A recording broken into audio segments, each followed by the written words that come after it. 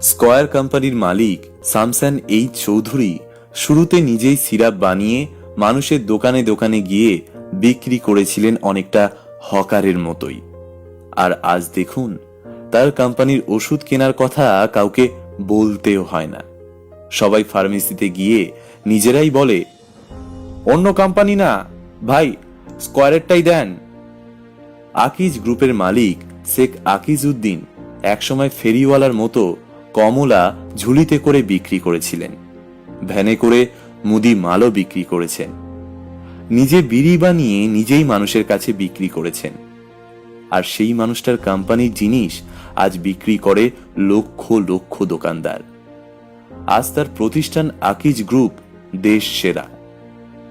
দেশের সবচাইতে বড় কনস্ট্রাকশন কোম্পানির মালিক আব্দুল মোমেন এসএসসি পাশ করে ঢাকায় এসে কিছুদিন ঠিকাদারি ব্যবসা করে মাত্র 20,000 টাকা দিয়ে নিজেই নিজের প্রতিষ্ঠান দাঁড় করিয়েছিলেন। নির্মাণ কাজ পাওয়ার আশায় শুরুর সময়টা তার কেটেছিল বড় বড় কোম্পানির দুয়ারে। এমন কোনো দিন নেই যে তিনি একটা কাজ পাওয়ার আশায় অন্যদের পেছনে ঘোরেননি। অথচ আজ দেখুন, তার দুয়ারে এসে কত বড় বড় লোক বসে থাকেন ঘন্টার পর ঘন্টা। আর কারণটা কিন্তু একটাই, সেটা হলো আব্দুল মোমেন লিমিটেডের একটা কাজ পাওয়া। দেশের অন্যতম সেরা কোম্পানি কেয়া কসমেটিক্সের কর্ণধার মালিক আব্দুল খালেক পাঠান একসময় রাস্তার পাশে চকলেট আর বিস্কিট বিক্রি করেছিলেন। শুধু কি তাই, ছিলেন ট্রাকের ড্রাইভারও, বিক্রি করেছেন লাকড়িও। অথচ আজ দেখুন তিনি সময়ের আবর্তনে কোথায় পৌঁছে গেছেন। নিজের কাজ করতে কোনোদিন তিনি লজ্জা পাননি। আর এই একটা কারণই কিন্তু তাকে আজ এত দূর এনেছে। স্টিভ জবসকেই দেখুন না, অ্যাপেল যখন শুরু করলেন তিনি নিজেই বিক্রেতার দরজায় গিয়ে ধর্ণা দিয়েছিলেন বারবার। সাধারণ বিক্রয় কর্মী যেভাবে একটা পণ্য বিক্রির জন্য দোকানদারের কাছে কাকুতি মিনতি করে, ঠিক সেভাবেই তিনি কাকুতি মিনতি করেছিলেন একটা সময়। আজ দেখুন, সেই স্টিভ জবসের সেদিনের কাজটাই অ্যাপেলকে এত দূর এনেছে। অ্যাপেলের পণ্য বাজারে আসার আগেই বিক্রেতাদের অগ্রিম অর্ডারের লাইন পড়ে যায়।